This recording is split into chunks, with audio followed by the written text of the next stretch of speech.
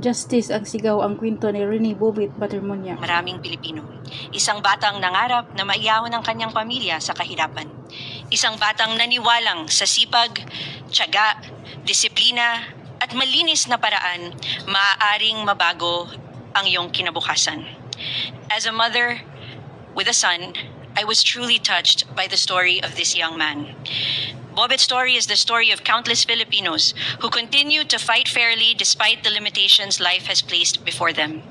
He proved that success is not determined by where you come from, but by the values you uphold, the sacrifices you make, and the determination to keep moving forward every day. That is why the loss of Bobet is truly heartbreaking. It is more than a loss of life, but a true disappointment because it was an inspiring life but shortened. It also shows that sometimes, regardless of how fair that fight for success was fought, regardless of how honest and honorable his journey was, justice may sometimes seem out of reach.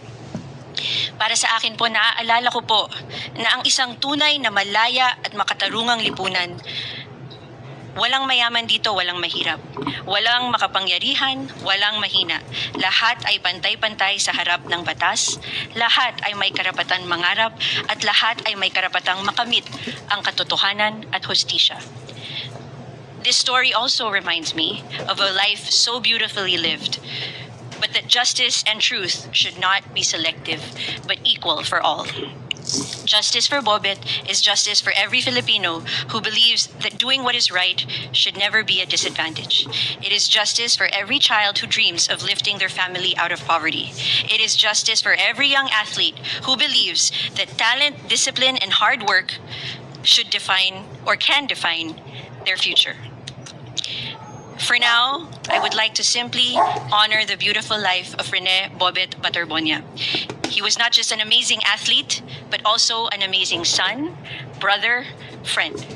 He is an inspiration not just for student athletes, but for all young people and for all Filipinos. Ipinakita niya na hindi bawal ang mangarap at walang imposible. Sa kanya pong ama na si Sir Rene at sa kanyang ina na si Ma'am Rovelyn, you have raised a fine son. Napakaganda po ng pagpapalaki nyo sa kanya at saludo po kami sa inyo. Kitang-kita po namin kung gaano kabuti ang inyong anak at talagang bagamat naging maiksi ang kanyang buhay ay naging makabuluhan naman ito. At Bobet, kung saan ka man naroroon, maraming salamat sa lahat ng ginawa mo para sa larangan ng basketball, para sa iyong pamilya, sa iyong kapwa at sa iyong komunidad.